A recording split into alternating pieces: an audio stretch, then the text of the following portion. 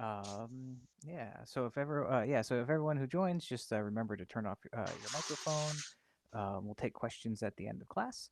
Um, so having some minor technical difficulties getting um, some of the slideshow to work, but I think we'll be okay. And if it isn't okay, then well, we'll figure it out. Um, okay. I think okay.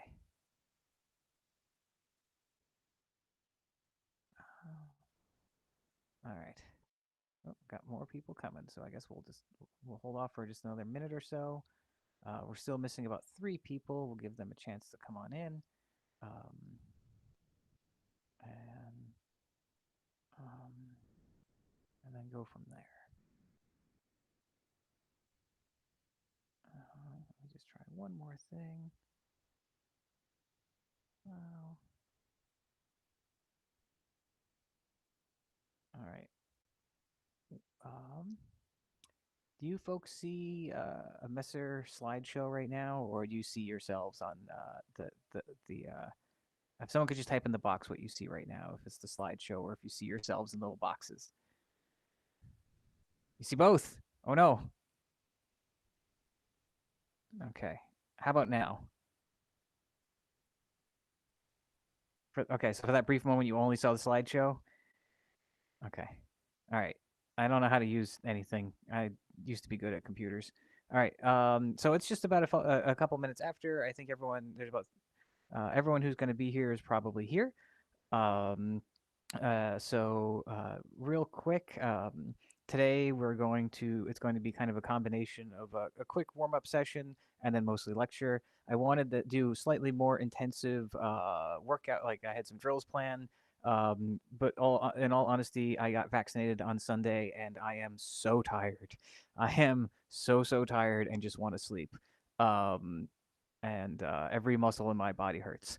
The warm ups are going to feel good, hopefully. All right. Um, that being said, I'm very excited for this. So this section of Messer so this Messer class is essentially like a two-parter. The first is kind of what I like to call my red string class. It's kind of how we've kind of come into a lot of the curriculum of our Messer system, our kind of like Marx-Bruder Nuremberg kind of version of the Messerfectins. Um, it is a combination of, as you'll see, we'll get into in the lecture, a variety of sources, but this first class mostly covers the Talhoffer, 8 pages of the Talhoffer manual that is distinctly Messer. Um, so we're going to look at those 8 pages of Talhoffer and kind of break them down and um, kind of take a look at what is like the kind of obvious thing they're saying and what are some of the less obvious things they're saying, and then I'll kind of rant a little bit about how those things kind of fit into the other text that we use, and that's when all the funky red string comes into play. All right. So what we'll do first is we'll do our normal warm-ups and then an abridged version of our practice cuts, as well as 2 additional pieces of practice cuts that we do that are going to kind of be in particular kind of importance for today. All right. So put your sword-like object aside. We'll do our normal warm-ups. Now I know there's some new folks that are going to be with us today, so feel free to follow along the best you can. Um, and I will also link later to some of the videos of these actual exercises for everyone. Okay, so let's begin. And 1, 2, 3, 4, 5, 6, 7, 8, 2, 2, 3, 4, 5, 6, 7, 8. 1, 2, 3, 4, 5, 6, 7, 8. 2, 2, 3, 4, 5, 6, 7, 8. And 1, 2, 3, 4, 5, 6, 7, 8. 2, 2, 3, 4, 5, 6, 7, 8. 1, 2, 3, 4, 5, 6, 7, 8. 2, 2, 3, 4, 5, 6, 7, 8. 1, 2, 3, 4, 5, 6, 7, 8. 2, 2, 3, 4, 5, 6, 7, 8. 1, 2, 3, 4, 5, 6, 7, 8. 2, 2, 3, 4, 5, 6, 7, 8. 1, 2, 3, 4, 5, 6, 7, 8. 2, 2, 3, 4, 5, 6, 7, 8. 1, 2, 3, 4, 5, 6, 7, 8. 2, 2, 3, 4, 5, 6, 7, 8. Sumo. 1, 2, 3, 4. Sorry, 5, 6, 7, 8. 2, 2, 3, 4, 5, 6, 7, 8. Left foot. 1, 2, 3, 4, 5, 6, 7, 8. Back left. 2, 2, 3, 4, 5, 6, 7, 8. Deep lunge. 1, 2, 3, 4, 5, 6, 7, 8. 2, 2, 3, 4, 5, 6, 7, 8. Feet together, knees counterclockwise. 1, 2, 3, 4, 5, 6, 7, 8. And back. 2, 2, 3, 4, 5, 6, 7, 8. All right, make sure to get a good stretch. And 1, 2, 3, 4, 5, 6, 7, 8. 2, 2, 3, 4, 5, 6, 7, 8. All right, grab your sword-like object. Hopefully, in this case, we're going to do Messer. Today, I'm going to be using the Einhorn Messer, the version 1. I'm a big fan. Okay, so first, right foot forward into the Lugenslant. We are going to cut Oberhau to the high to the Einhorn height. Und 1, 2, 3, 4, 5,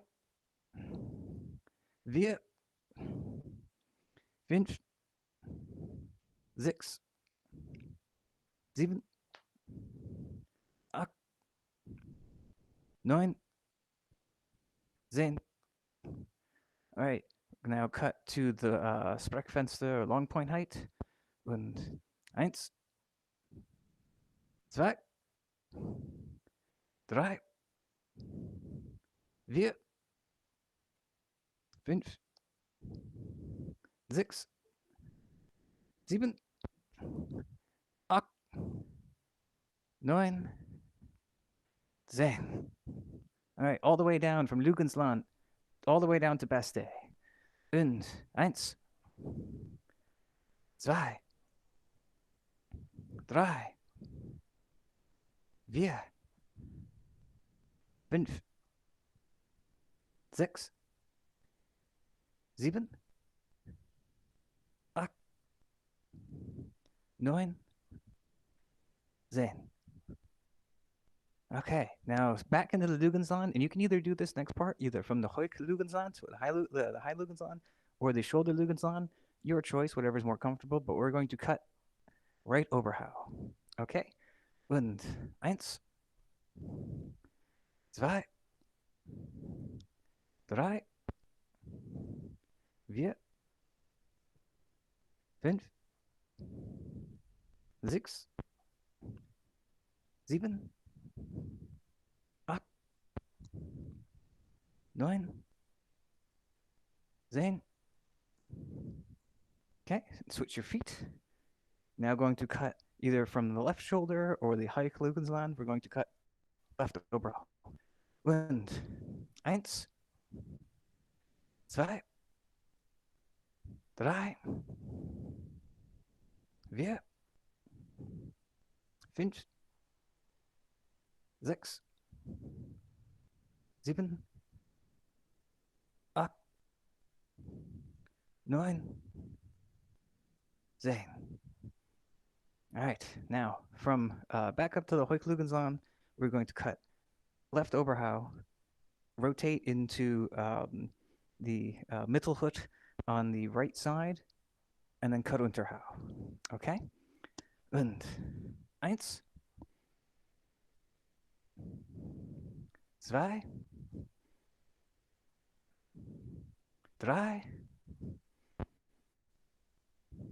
4, 5, 6, 7, 8, 9, and 10. Okay, switch your feet again.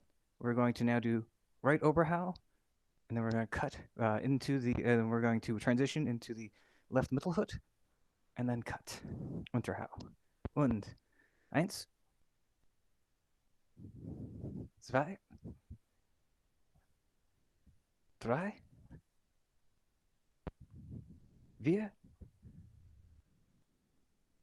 5, 6, 7,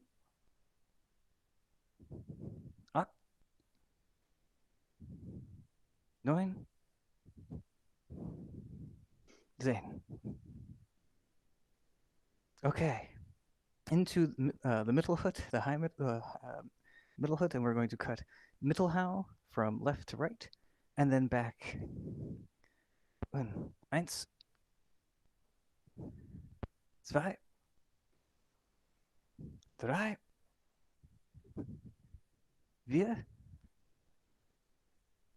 5. All right, switch your starting side for put it. So we're starting now on the right, and then gonna cut back from the left. Und 6, 7, 8, 9, and 10. Okay.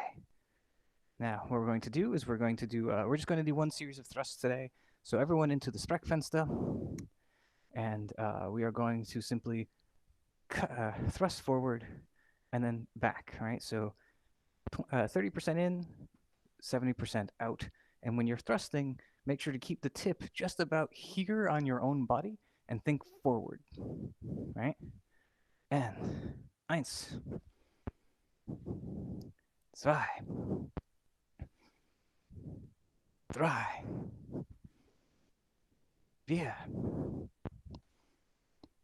5. Switch your feet, put your left foot forward. 1, 6, 7, 8, 9, 10. All right, so we're going to switch it up a little bit today, and you'll see why in a little bit. But I want everyone to go into the Mittelhut with your right foot forward, left foot back, and into the Mittelhut on the left side. Important part of this is making sure that your pommel is facing where your enemy would be, right? So what we're going to do is we're going to cut Unterhau into Stier, all right? We're going to do a few of these. Okay, 1, 2, 3, 4,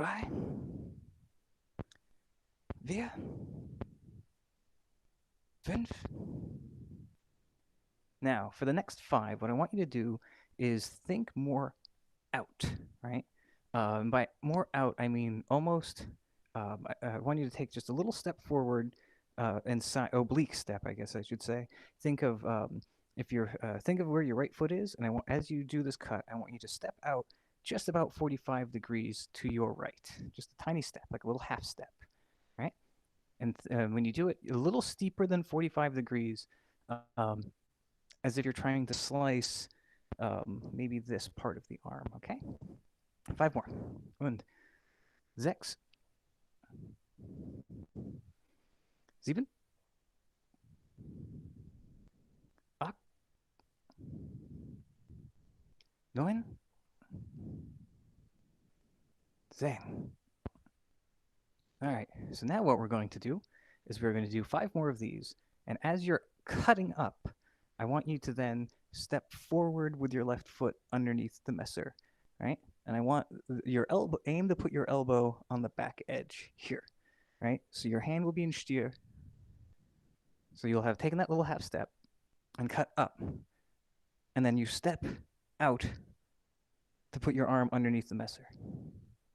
Okay? Und eins. Reset. Zwei. Drei. Vier. Fünf. Good. Now, for this next 5, we're going to try to make it one action, all right? We're going to cut, and just about halfway, I want you to, as you finish the cut, slide under the messer, all right? 1, 6, 7, 8, 9, 10. Good. All right. Now, the last 10 we're going to do is we're going to go back to that Mittelfoot, and we are going to cut Stürzhau, okay? Now, normally you'd be doing a Stürzhau probably to a high target, but because we're not trying to cut to the person's sword or to the person's head, a good philosophy is always remember you're not trying to hit the person's sword. You're trying to hit the asshole who's trying to hit you with their sword. And when you're trying to cut, you're basically trying to cut through them, right? So let's do Stürzhau. We're going to do Stürzhau all the way to best day. Okay? Let's do a couple of these. And eins, zwei, drei, vier, fünf, sechs, sieben, acht, neun, and 10. All right. Great. Shake it out. I'm going to shift now into lecture mode. So let me go ahead and let's see what I can do here. Let's switch over to Keynote. And let me hit the little share screen button. Present now. Present allow. And okay. All right. Okay. All right. So I assume, are we all good? When I hit the tab button, are we seeing all good? Okay. Cool. All right. So the first thing, okay, again, welcome, thank you, and welcome to Longest Semester Part 1. So just first one thing I wanted to do was kind of go over the sources that we use, because that was like kind of like the main question, like, oh, well, what Lecukner chapters do you study? There are people and teachers in our collective that do teach teach Lecukner, but these are the 4 sources that I've kind of gravitated towards in my study. The Hans Talhoffer, which kind of was the gateway drug, as well as the Glasgow Effect book, which led me to these other Paulus Call and the Jacobs von Wittenberg texts. And part of the reason why is because there's a lot of similar overlapping content that kind of seem to fill in missing gaps. As I mentioned before, the Talhoffer stuff is quite it's 8 pages, and the Glasgow text is also quite short, as is the Paul's Call. But then when you kind of start seeing what's there, and what overlaps, then what's additional, and then something like the von Wittenberg text, is pretty long, and has a lot of interesting stuff in it that also overlaps. And it kind of was, but that's more of a next week thing. But it definitely did kind of fill in some of the systemic or taxonomy that I've been trying to work on for all this stuff.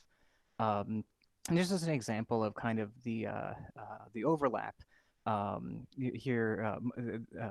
here's a sequence from the Talhoffer book that is the inverted hand, which involves uh, blocking an incoming Oberhau with the inverted hand, and then pushing the elbow and then striking them to the head. Um, well, you can also see that here in the Wittenberg text, minus the fact that their footing is maybe starts a little differently, and but here also in the Glasgow text, you have a similar bit. Um, um, so, and also just as a side note, a lot of the reason I think these texts are so short is because there is a major crossover, probably with more closer to sword and buckler than there is longsword, at least for some of the schools. Here's an example of the sword and buckler teaching from Talhoffer and a Messer teaching from Talhoffer, um, very similar. And as well as if also you examine the text, like a lot of the other text, you'll see that there's like a lot of overlap in images and kind of teachings and such. So now on to the main show. All right, Talhoffer.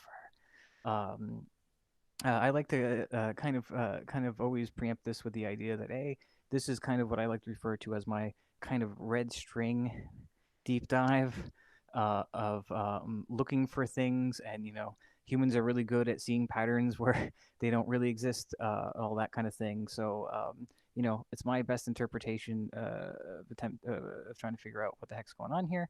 But yeah, for now, Talhoffer. All right. So as we said, the distinct Messer pages, there's only about 8 illustrations here. And within those 8 illustrations, there's about 4 distinct techniques, I guess, or distinct lessons. Um, the first one being the very classic the person's coming in to strike you from Oberhau, from with an Oberhau from above. You're in first ward or Nebenhut or from scabbards as you intercept it into this hanging parry, and then in this case, you kind of do the over gripping, and then you strike them.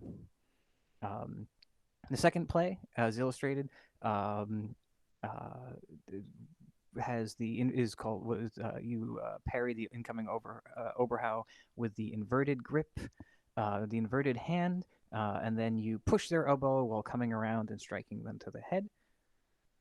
Um, the fourth is a laming cut. Basically, the person strikes Oberhau, and you come in and you strike in such a way that you have, and well, in this case, severed their hand, which is, in my opinion, completely possible with a machete.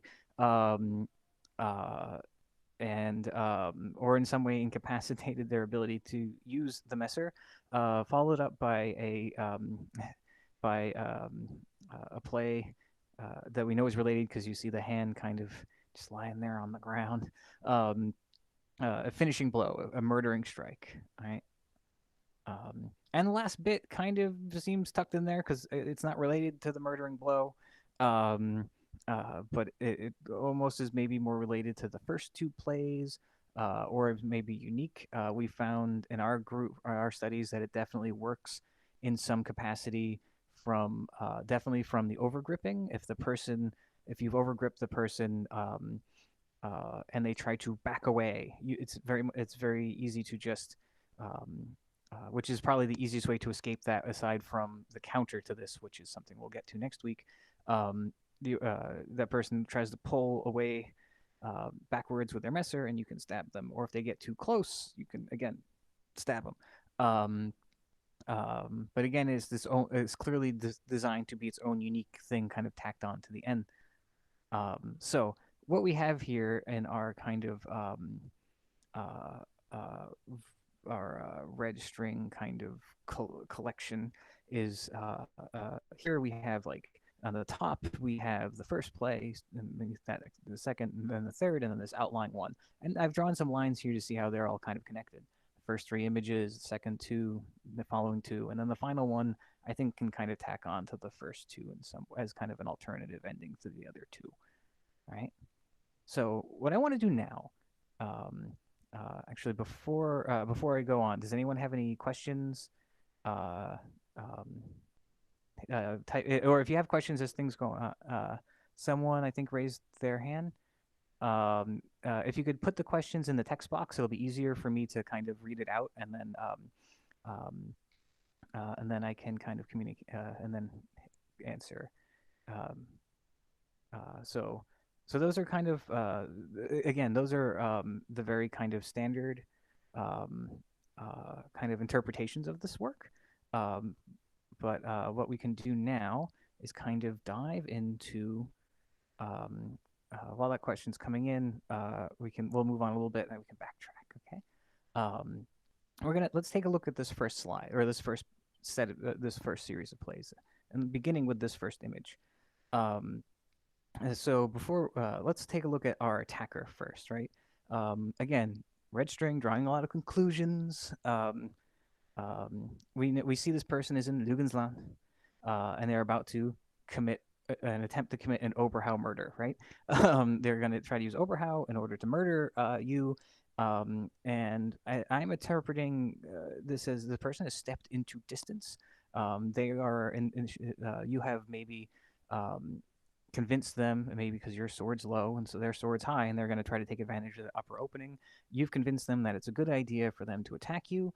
Um, but what does that tell us? Normally we're all very used to these things like Vomtag or Lugensland or the Hoich Tag or whatnot, and the Oberhau. But what it does tell us is that what those things, very obviously belong here as well.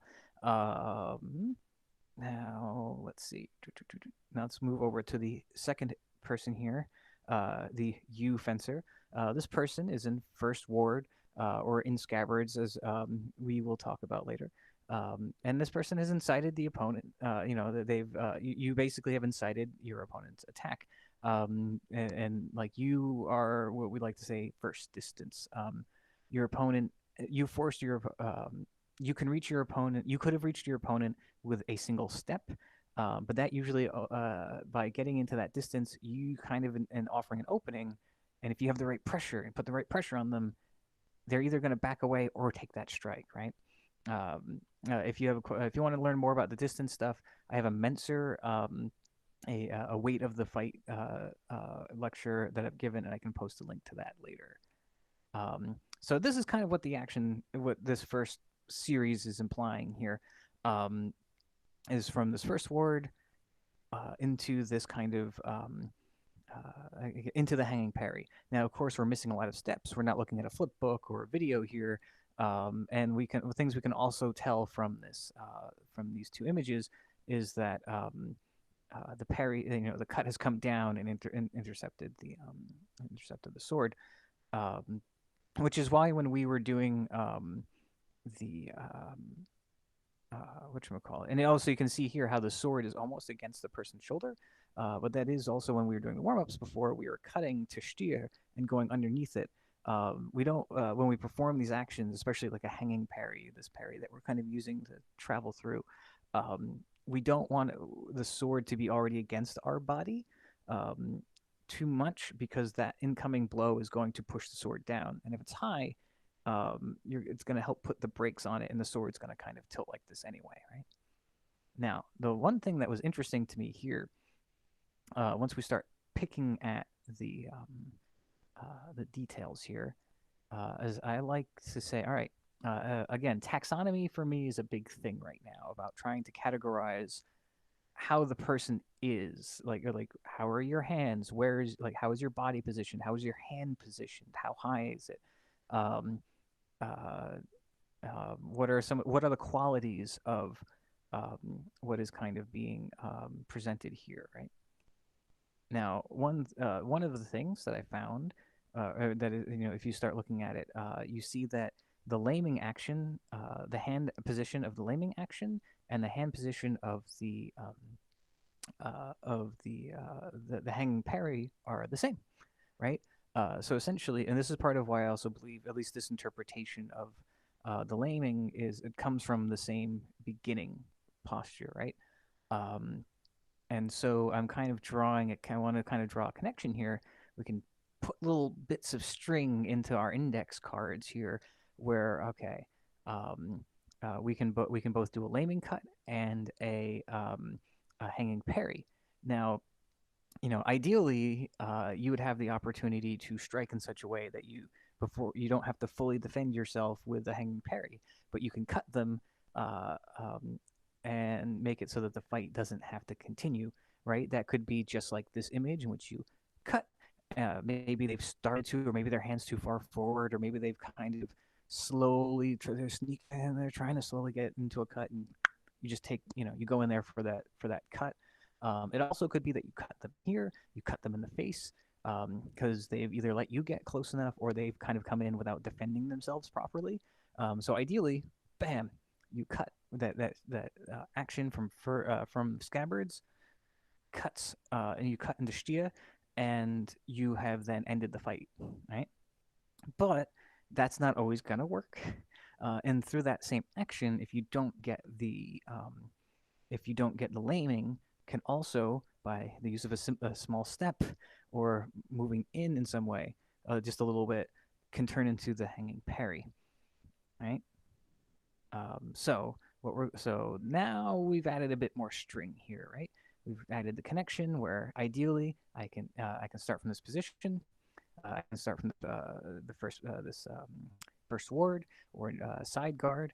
I can lame, or I'm hoping that the laming will work, or that the parry will. I can turn it into a parry. Worst case scenario.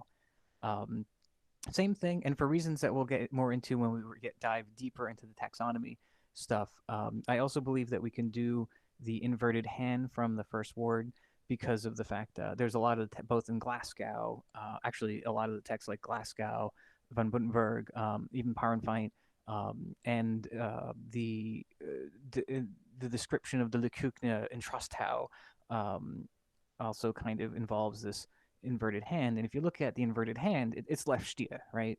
It's like a left stia that you've gone from low and high, and you can do that from various positions, though it's not depicted here. Other texts, right? You can use that parry. You can go from first ward to stia on the left as a basic parry. So that gives us another little piece of red string, right? We can now say, all right, we can essentially do all three of these major techniques presented here from that initial position, right? So now we're going to move on to this last little slide here, or the kind of outlier one. So this is where my bigger conspiracy comes into play. One thing that interested me about this image was how far forward that kind of, like, it looks like that over gripping is here. Or, I'm sorry, how far back, close to the other person's hand that is, which is part of why, and kind of what led us to kind of figure out that, oh, this is a really good method if the thing, like the just stabbing the person is really good if they kind of try to just run off after you've overgripped them. But also, it's implying that there's a wrestling that you can do. There's stuff that you can do by grabbing their wrists, right? So we have like a little bit. So we have a distance of like grappling the wrist, and then I was looking here. I mean, again, it kind of mirrors this a little bit, but definitely the other texts, when they talk about the overgripping, they really, really want you to like overgrip in such a way where you're either reaching in for the other person's neck, or you're grabbing their elbow in such a way, or your arm here, where you're twisting it in this really kind of awful way. You've kind of gone around and you're pulling it towards your own chest in this kind of like screwdriver motion, this counterclockwise motion. And it is not fun to train, because if you try to do it at speed, you're gonna like wreck someone's like arm. It's really, really bad. But that is kind of, but again, the over gripping is in two or three of the other texts, and it's um, again, either this really brutal kind of breaking the kind of grabbing the forearm and turning it in, or you're kind of with the same action reaching down and around and essentially aiming to choke the person. Um, but at the same time, even if you don't quite get to their throat, you're locking them off, and you can come in and strike. So this kind of gives us kind of two different options here, but we're so far we have a wrestling at the wrist, a wrestling at the forearm, and also like a wrestling where you're going for the neck. Um, and here we see an elbow push. So which is always really good. And if you've ever had this done to you, it's really interesting to see how you can um, just how malleable someone becomes once you start pushing on a certain part of their elbow, right? So far, what we've seen is the idea that there is something you can do at the wrist, the forearm, the elbow, and all the way in basically to shoulder or throat. Um, and if you look at some of the text from other places, I believe these are from the von Gutenberg text. I didn't want to do too much overlapping copy and pasting, uh, but it describes something very, very similar, right? So again, part of that overlap, but also the idea that there's a grander lesson in these images, right? Um, that it's why some of these plays are kind of considered the more complicated involved Messer plays, because they're trying probably are the zenith of what you're supposed to be trying to do with that particular piece. And it would be an instructor's job to like break it down into simpler modes, much like the Glasgow text does or the von Gutenberg text does. Um, so in this particular case, again, red string, we get this kind of idea of grappling, this idea of wrestlings. Um, that there's like these different ways of manipulating the other person's body, right? So now our red string's really, really building up. Um, okay, so that's down this line. This one. So yeah, so that's kind of uh, um, so that's my kind of red string connections with the Talhoffer. I think that there is a surface message that is very, very easy to gloss based on the simple, basic examination of the images and text that are provided.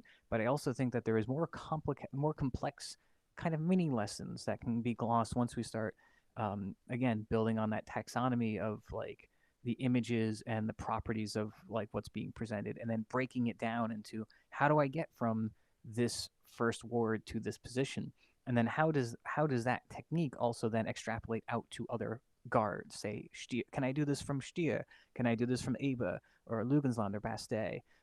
Can I do it from the Mittelhut on the right side? And so those are all things to explore, and we will in so that kind of brings us to the end of part one of this series. Again, I know we're running ahead of schedule. Was hoping to do more um, kind of like drills to do with these things, but as it is. Um, so in part two, what we're going to do is we're going to take an examination of these other texts as well as, including the Talhoffer materials. Um, and coming soon, so we're going to have more red string. We're going to take a look at those materials, and we're going to see how they all kind of weave together, right? Where all these index cards, where all these where descriptions and plays or lessons, I should call them. How do they all connect? Where do they overlap? What is filling in what? And then once we have some of the more detailed stuff kind of sorted out, giving kind of labeling everything uh, um, in a way that allows us to kind of categorize it and build lessons for it.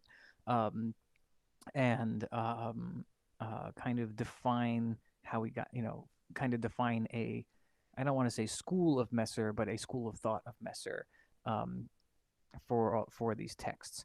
Um, so that being said, let me actually go back. I want to before we kind of close out. Um, um, I wanted to kind of open the floor up for questions. I know Ashanti had a question. How does the second set connect to the line plate? Ashanti, could you what do you mean by line plate?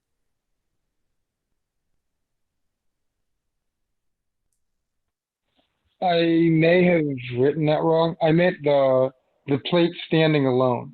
Oh, sure, sure. It Um, feels like the elbow push, like it would be really hard to get back from that elbow push back to the arm wrap. Sure. Again, I think it's with the arm wrap might be like more implying part of the lesson of like again securing the wrist. but also it could very much be that um, one like if you're doing the elbow push, maybe that person backs away and you still have to do a stab, right? Because the other part of the thing, if you look at, because part of the idea is also I'm trying to separate sometimes what some of the over to like excessive details are and gloss a grander lesson from it. Like if we look at the idea of, oh, I've captured this person or I've done this kind of suppressive action to kind of lock them in, and I'm attempting to hit them, and they start moving away from you, it's still easier to chase with a thrust than it is a cut. Um, and so maybe it doesn't exactly involve that kind of wrapping around the wrist, um, but it could be that you've pushed the elbow, and as they're falling over, you can also grab the wrist and stab. There's lots of little variables, and so I think part of the red string is the idea of kind of zooming out and like looking at kind of what are they implying? What is like the part? What are the parts implying? If that makes sense. Um, Harold says, Meyer says, yes, yes, you can. Um, um, um, yeah, so does anyone have any? Feel free to hit the little raise hand button. Are there any other questions before we kind of close out? These connect really well with a lot of Wallace. Oh, okay. I'll have to check that out. We should talk about that at some point. Um, um, yeah, I think that some crossover to the dagger plays as well. Oh, that makes. I mean, that would make sense. What I always find really interesting with the Messer, especially when you get to the power and find stuff, um, there's like the power and find like Messer and dagger play stuff. There's a lot of overlap. Like there's certain like the images in the power and find book where they're talking about Messer, but then you see them fighting with daggers, and they're talking about like these dagger bits. So um, that's just it is very interesting. I mean, the tiny sword, right, or tiny sharp thing, because legally not a sword, right? Um, um, and one of the other things I'm really interested in, especially like this, the kind of the Glasgow and the Talhoffer stuff for is um, there is a certain degree of overlap with the side sword and sword and buckler material just because of the length of the weapon. But I do think that the von Wuttenberg materials do and Glasgow materials do lend themselves more to say like a machete sized object over a short sword type device. I'm a shorter person, and I like a side sword, sometimes side swords are the length of a long sword that I should be using. So uh, I do appreciate lessons that do kind of incorporate kind of like a more machete like object. It also makes it easier to study. Um, kind of easier to study because a machete is still something that is um, uh, um, kind of still in use. I think Justin had a question, and then Ashanti. So, Justin,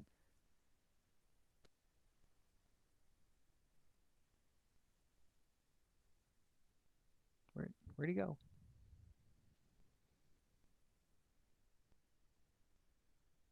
Justin, did you raise your? Did you hit the talk button?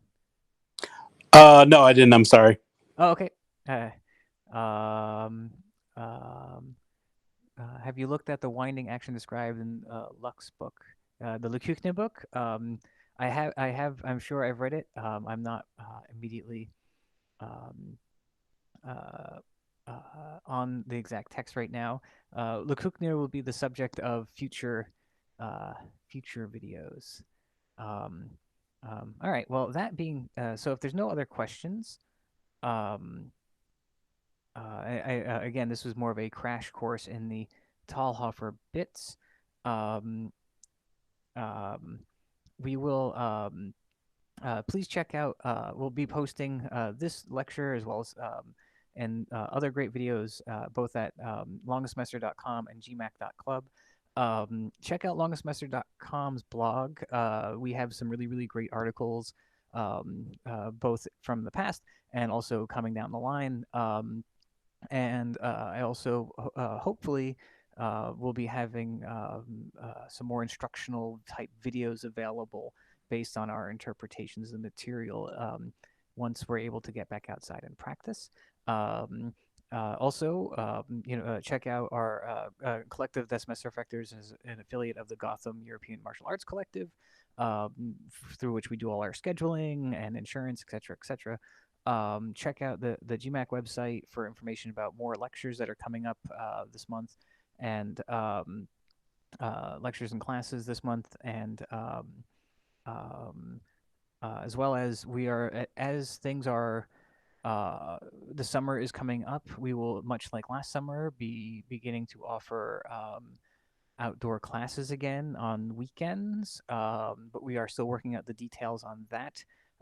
More info to come soon, I promise. I know I keep saying that, but there's meetings and such that have to be had. Consensus is to be reached. So yeah, check out. But we are going to be continuing our online classes.